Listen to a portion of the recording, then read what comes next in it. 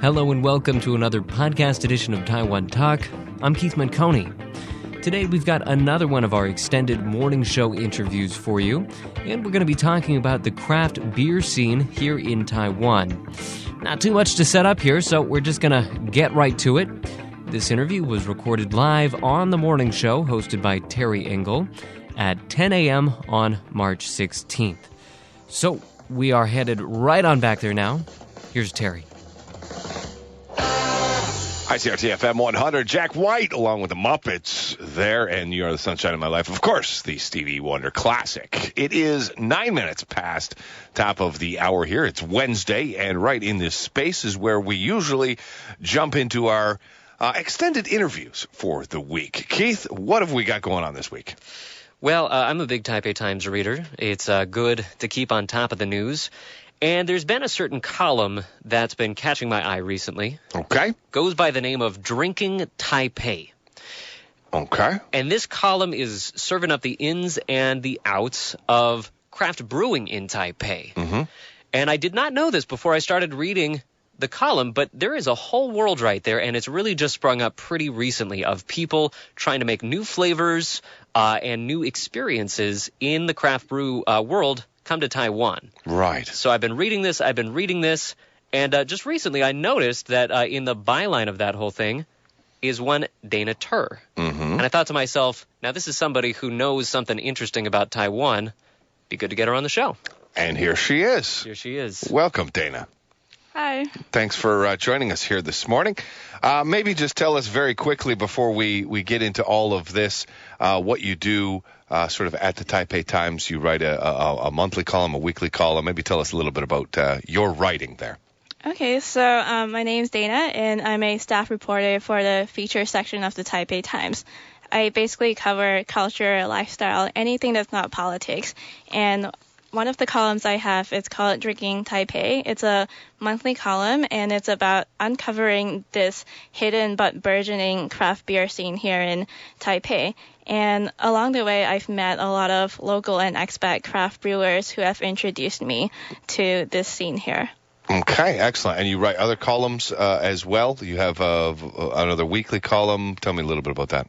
Yes, I do. I have a weekly column, the art exhibition listings, where I basically introduce a bunch of cool art exhibitions that are going around in the city. Excellent. Okay, good. And just as kind of a jumping off point, tell us a little bit about what's happening I know that you've written so much about it, there's so much to know, but just kind of give us the bird's eye view, a sense of what's happening in the craft brew world here in Taiwan right now. What is the boilerplate? This is why it's worth paying attention to. Okay, well, we are currently in the second wave of craft brewing here in Taiwan right now. The first wave began in the early 2000s when the government first legalized private breweries.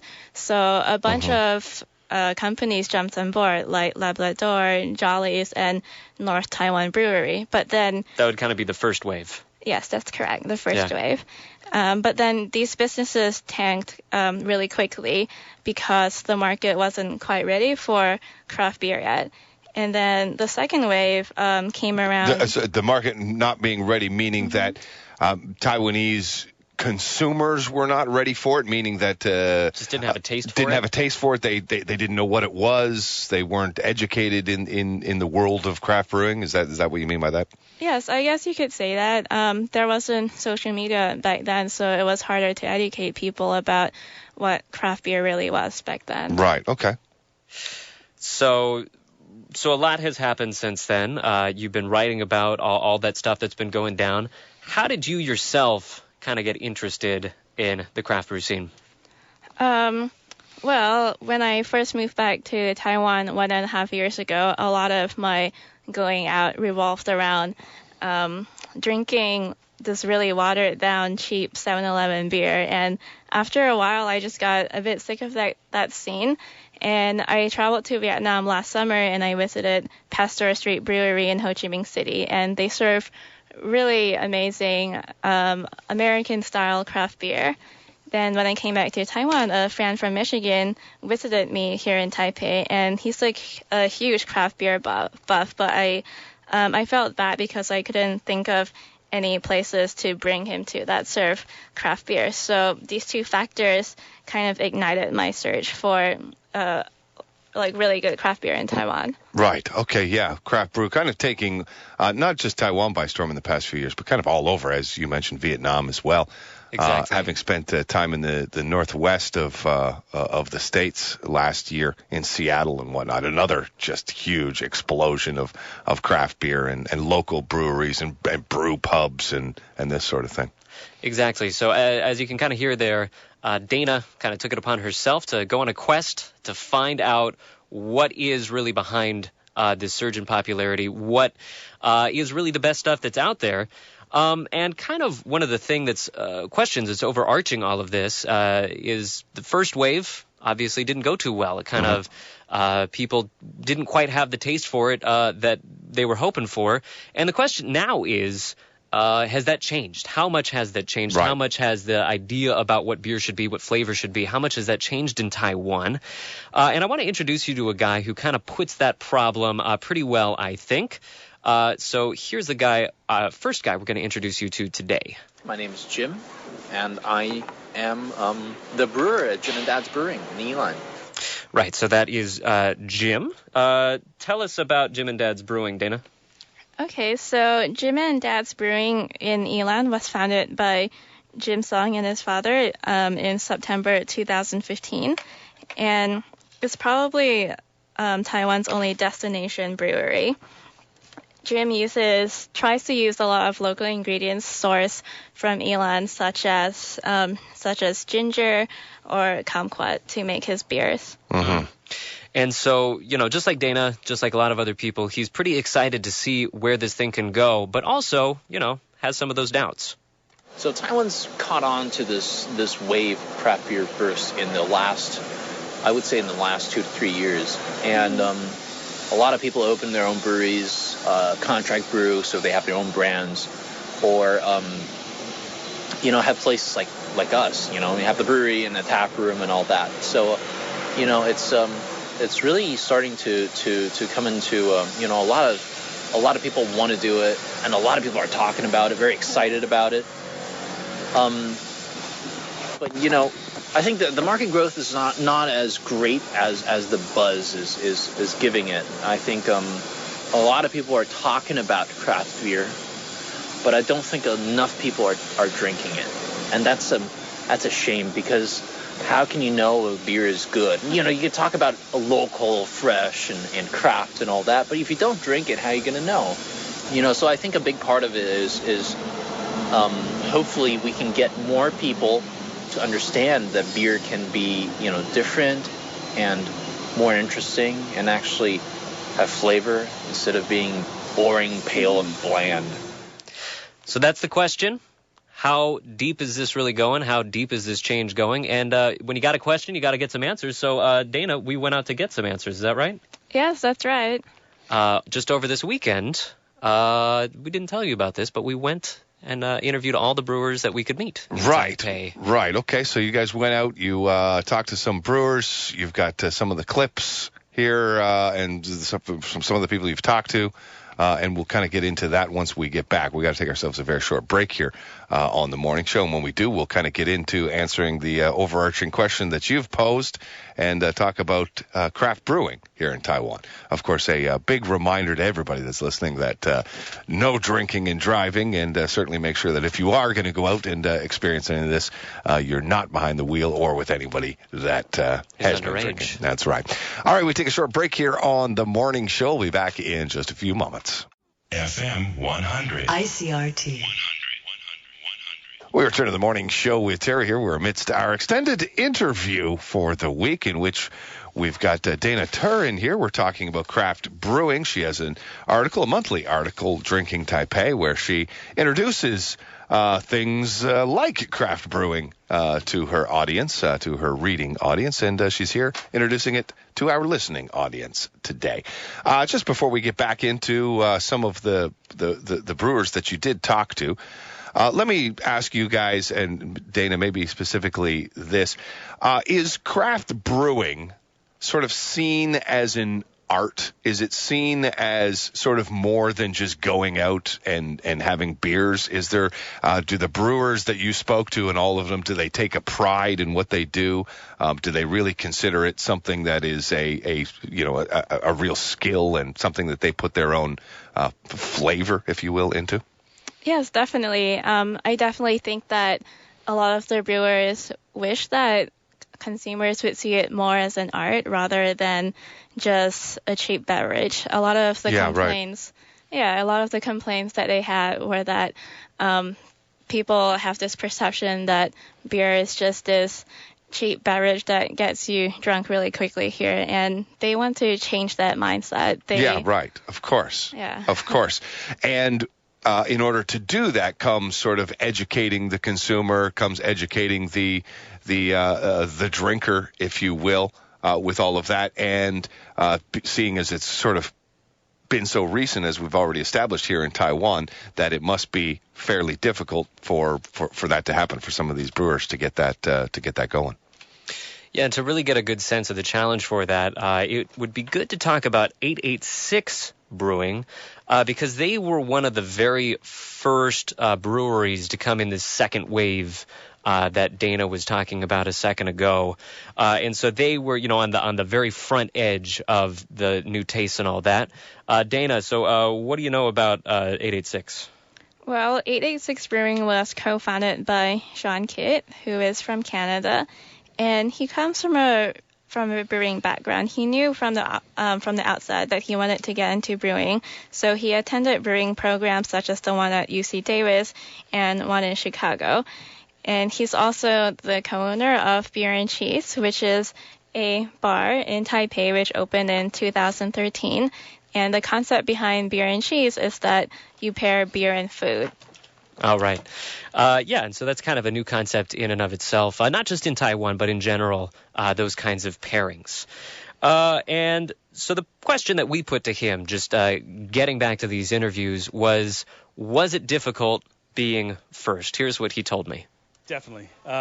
If I said no, I'd be lying, because the reason we even have Beer and Cheese is kind of, it was a birth child of a market that we couldn't sell beer to. And so I had all this beer in Taiwan, I had no one to sell it to. And we were slowly getting into the beer bars that were already here. But still, Belgian beer was really popular at the time. And then Cascadia was just dominating the market. Pretty much anyone that had American craft beer was through Cascadia. So it wasn't easy. It was, and also too, not speaking Chinese very well, and being a foreigner here, trying to break into a market that's new, it was tough. So we opened Beer and Cheese basically so we could fill the gap of what we were looking for as distributors.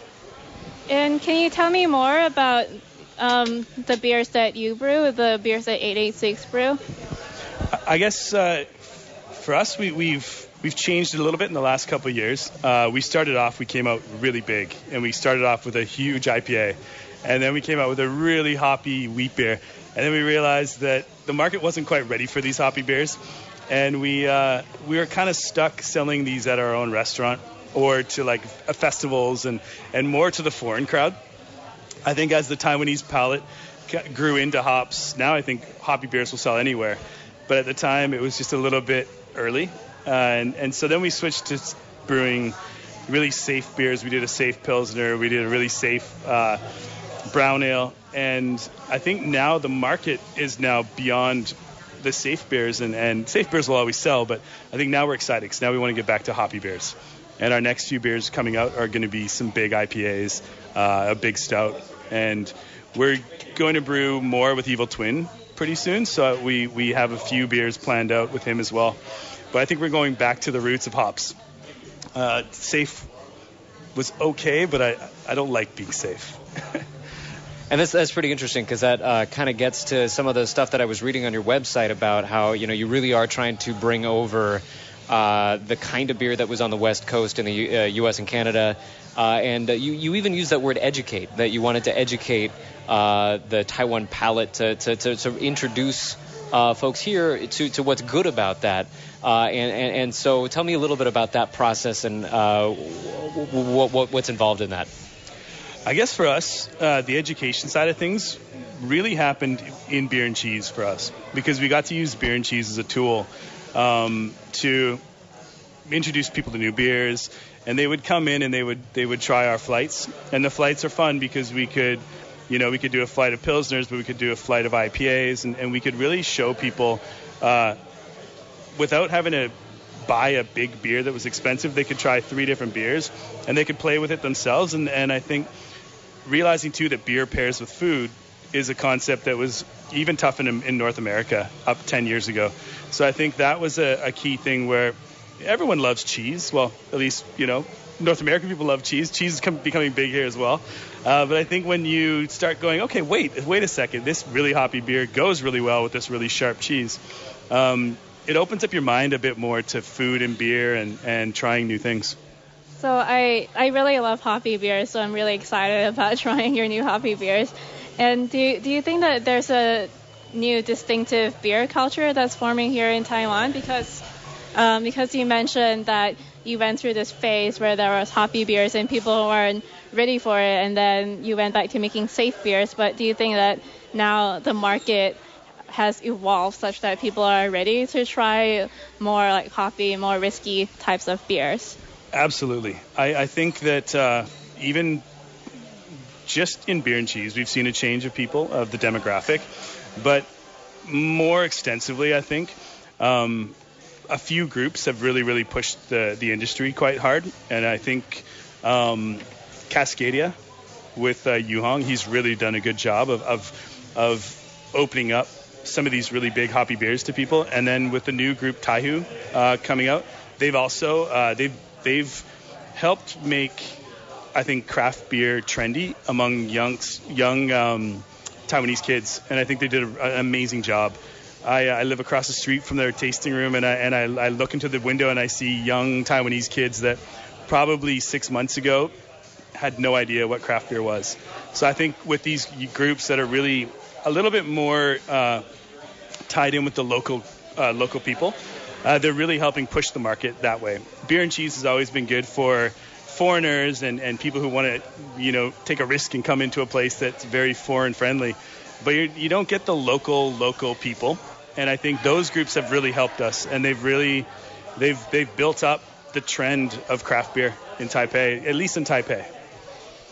One of the interesting things just brought up there, I thought anyway, is just introducing what was, or I guess is, sort of primarily a Western cultural activity, bringing it to Taipei. I can probably think of lots of different examples as well of that happening. And that to me is probably what's as interesting as anything else with the insurgence of craft brew here, is that it's a wholly sort of, or at least modern language speaking, it's a wholly sort of Western experience that's kind of been implanted here into Taipei, and it makes it very difficult to kind of succeed at it without educating people.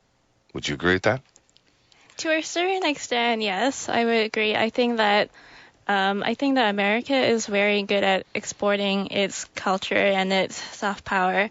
But I think that there are a lot of young Taiwanese who are also very open-minded. And oh yeah, no, absolutely. I mean, it obviously takes open-mindedness to take on new cultures. Of course, that's of course. I just think I think it's interesting whenever something kind of comes from the West and you get to see its emergence or beginnings here in Taiwan. I've over 17 years being here, I've got to see lots of that.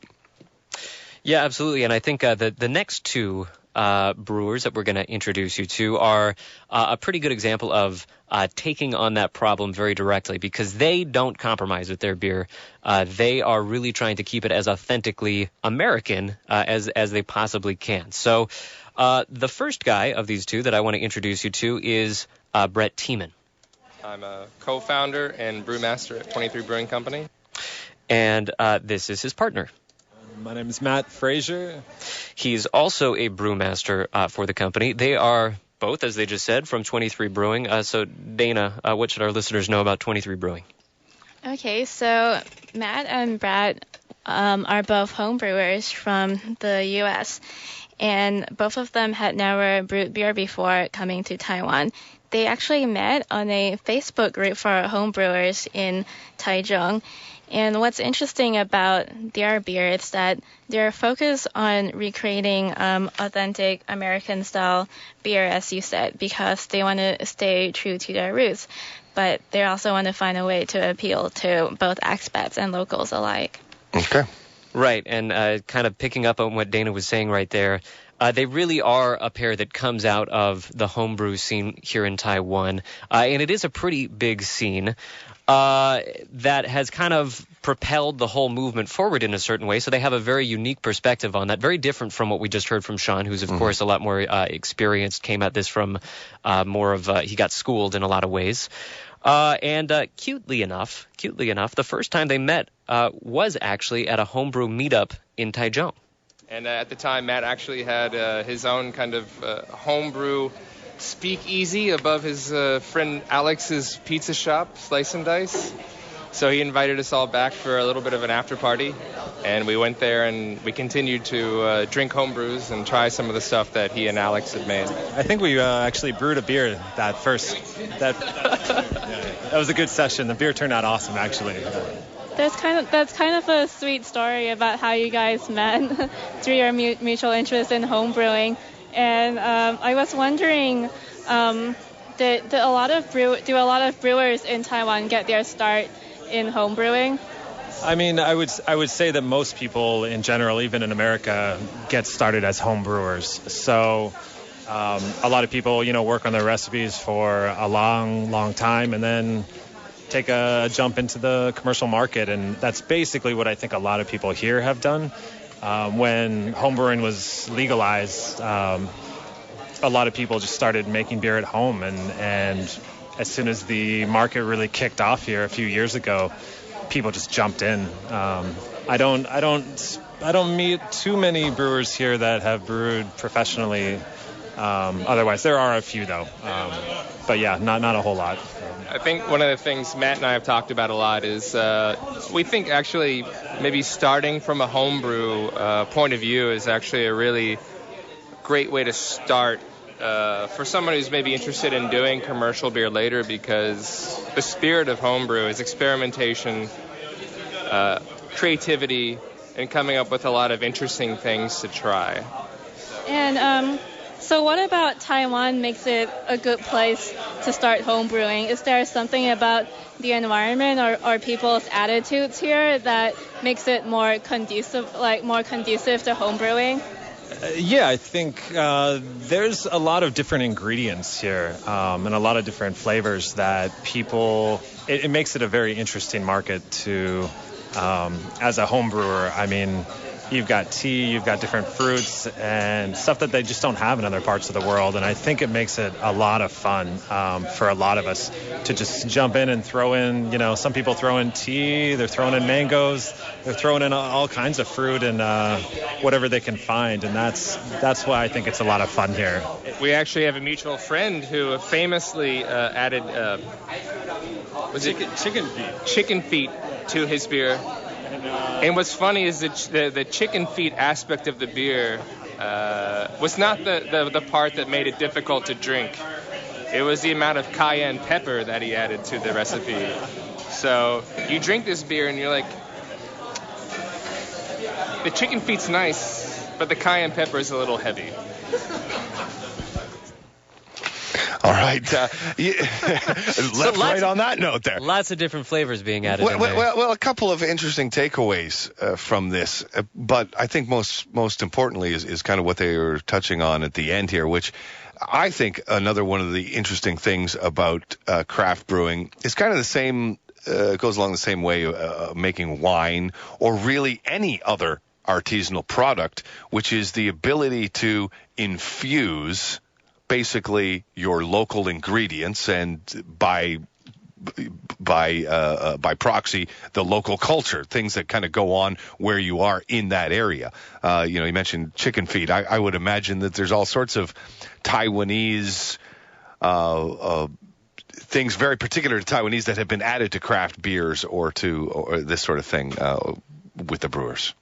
Well, chicken feet was the weirdest one I've ever heard. It's mostly... What about betel nut? Some folks have tried that. Have you come across betel nut or some of these other interesting... I haven't heard of any successful betel nut infusions, but I've heard of attempts. Yeah, right. Have you ever come across a betel nut brew? No, not I thought yet. you were in this industry. Come on. Yeah, interesting. Other things, well, they mentioned chicken feet, and we could probably come up with a whole list of Taiwan isms that could be added. But again, the takeaway being that... Stinky toe brew. Stinky toe brew. Oh, nice. Copywritten. Nice. Right You'd better patent that immediately. But yeah, like a lot of artisanal crafts, and hence the word craft brewing, are always kind of adding local elements into the craft itself. And I think that's kind of the interesting spot. And I think that's what's going to, or has maybe drawn young Taiwanese into the art of drinking craft beer. Yeah, I mean, have you talked to any young Taiwanese? Have you gotten a sense of what's enticing them into this? Yes, I think I haven't heard of many people introducing chicken feet or stinky tofu to their brews, but I think introducing teas and and herbs and fruits, that's been really popular. Flavors that they're familiar with as a good introduction to all of this. Okay. What else have we got here, Keith? Well, kind of going back to that conversation with 23 Brewing, as we kind of mentioned, they're trying to keep it very authentic, and they do introduce some extra flavors in some of the stuff that they're doing. But here they were telling me a little bit about what's involved in staying true to the flavors that they're most familiar with, but still not losing the local Taiwanese in the process. So here's what they had to say about that. We have a very authentic American pale ale and an IPA that the bitterness is up a little bit higher than normal beers. So a lot of the local Taiwanese, it's a little too much for them. And so we also have a blonde ale that it's kind of a hoppy version of ours, of a blonde ale that a lot of the local Taiwanese love. So I would say more Taiwanese drink the blonde ale and more expats would drink our pale or IPA. To that point, I would say it's actually really interesting to see which beer is the most popular in the different places that we sell. I was in Yonghe. There's a bistro, 41 Bistro, and they sell blonde. Corner office doesn't sell the blonde. So there's just, different beers appeal to different markets. So do you think that there's like hyper-local tastes or hyper-local palates that you kind of have to get to know in Taiwan? I think, to be honest, when I was first starting into this industry and the craft beer kind of subculture in San Diego 10 years ago, I was even a little iffy on the IPAs. I would drink pale ales. I love pale ales. And slowly I started to get into IPAs. And in San Diego, I mean, the double IPA came after that. And it was just, crazy extreme. And that's where it usually starts, right? And I think here in Taiwan, people are used to drinking lagers, and so it just takes time. So our blonde ale is like a great gateway beer to get into craft beer. It's very easy, sessionable beer, right? And it's got this great hoppy profile. And then from there, I think the locals will slowly step up to our pale ale and then move on, right? But that's why I think right now there's a differentiation between the locals and the expats, because the expats have been drinking pale ales and IPAs for a long time, leading up to now. So they have that taste for it. All right, we got to take ourselves a very short break. We are amidst our Wednesday extended interview here today where we're talking about craft brew. We'll take a short break and be back on the morning show with Terry on ICRT. Are you ready? We are good to go. We're good to go. We're good to go. Right back to the show. Back to the show. ICRT, where we've got it going on. It's 10:41 in the morning. We return to the morning show with Terry here amidst our midweek extended interview. We've got Dana Ter in from the Taipei Times. She has a column, Drinking Taipei. Is that correct? Good. And we're talking about craft brews here today. Now, before we get back into the concluding segment of this, for anybody like me that's maybe a little lost in some of the terminology, IPAs and ales and all this sort of thing, maybe just give us just a very general scope of what all that means. Okay, so an IPA is an India Pale Ale, and it is the most bitter and hoppy. A Pale Ale is a lighter version of that, and a lager is even lighter. Even lighter than that. Just so people have a scale, maybe those who are not craft beer drinkers kind of have a scale as to what all of those terms mean. Right. So that all gives you kind of a sense of when that last brewery was talking, why some of those hoppier beers were difficult for people that weren't so familiar with craft brewing to get into. Right. Last brewery that I want to introduce you guys to today, Dana and I spoke with them on Saturday once again, is 55th Street Brewing with Jack Yu and his wife, Johan Yan. And if you thought that the last origin story was pretty cute, meeting together at that home brewing event, this one is even lovelier. Dana, tell us how these guys met. Well, Jack is from Bogota, Colombia. He was born and raised there by Taiwanese parents, and Johan is a model agent from Taipei, and they met when Jack came over to Taiwan to study Chinese, and yeah, they actually met at a Halloween party. It's a cute story and all that. And their brewery, 55th Street, is named after 55th Street in Bogota, Colombia, where Jack's parents owned a Chinese restaurant. So here we have an example of an expat and a local working together to find that happy medium of palates. And it's resulted in some of the craft beers that we're seeing here that are most distinctively Taiwanese. For example, the longan. They use longan fruit. Yes, that's correct. Well, from the outset, they knew that they wanted to use local ingredients to create a beer that people would associate as being from Taiwan. Mm-hmm. Right. And so getting back into these conversations, we asked Jack what inspired him to use this particular local ingredient. Here's what he told me. Brewing is very much like cooking, right? So obviously wherever you go and cook, you want to use fresh local ingredients, right? So it's pretty much the same as brewing. So we thought, well, nobody's done a beer with longan, so, and you can dry the fruit, so you can store it for quite a while. So, and it tastes good in beer, so it's a perfect match. So we just went on with it, and what palate are you most interested in satisfying when you make a new beer? Are you thinking more about the expat palate or the Taiwanese palate? My wife's palate, actually. She's the one you got to please. Of course. I mean, yeah.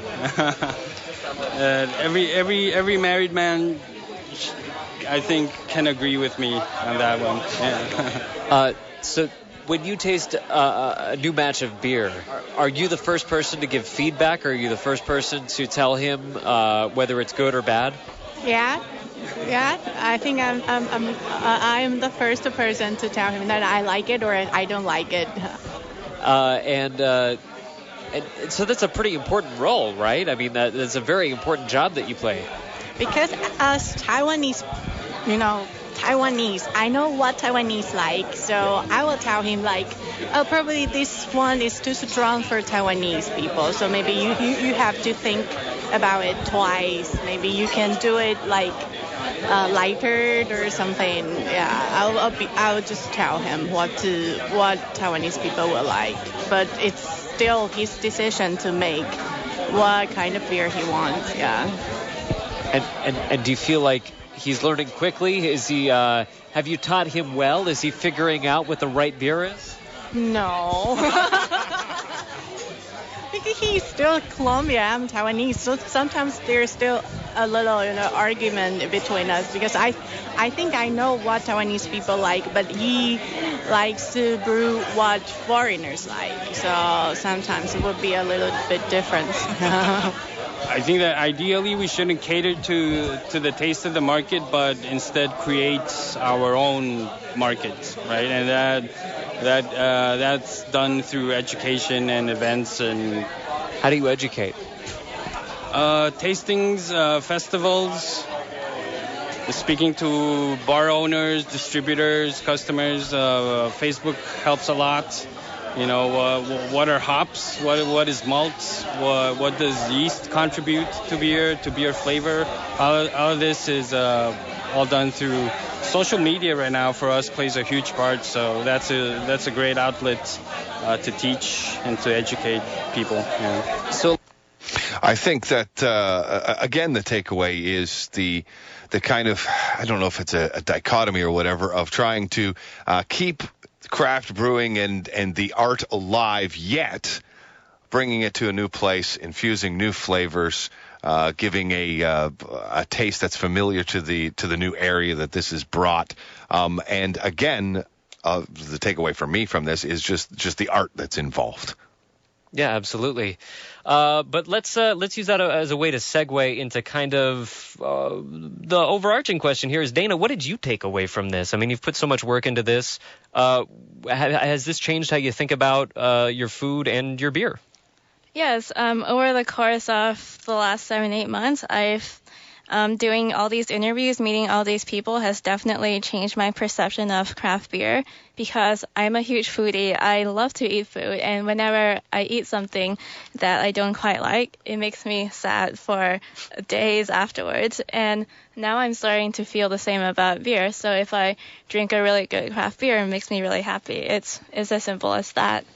Some real joy to be found in these brews. There is. Can make or break a day, apparently.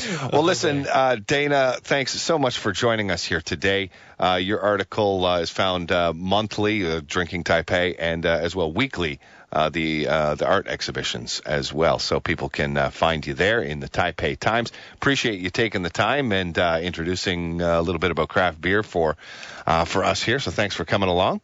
Thank you. It's my pleasure. And we'll conclude all of this by reminding you that craft brew, obviously not to be mixed with driving in any way, shape, or form. So please, no drinking and driving if that's what you're going to undertake for the evening.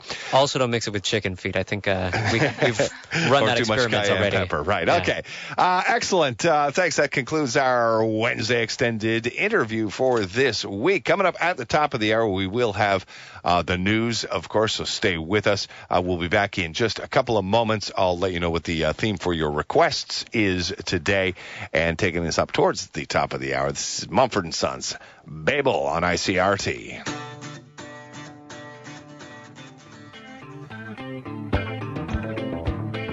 And that was the morning show with Terry Engel. We were, of course, speaking there to Dana Ter of the Taipei Times.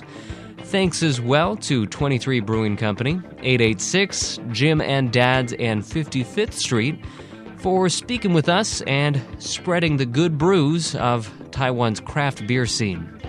You can catch more interviews just like the one you heard right there at 10 a.m. each and every Wednesday morning on the morning show. Or you can go online and find dozens upon dozens of more interviews from and about Taiwan on the Taiwan Talk podcast stream. Those are available on the ICRT website and on iTunes. If you are listening through iTunes, please do take a second to rate and review the show. Thank you all for listening. For Taiwan Talk and The Morning Show, I'm Keith Manconi. See you next time.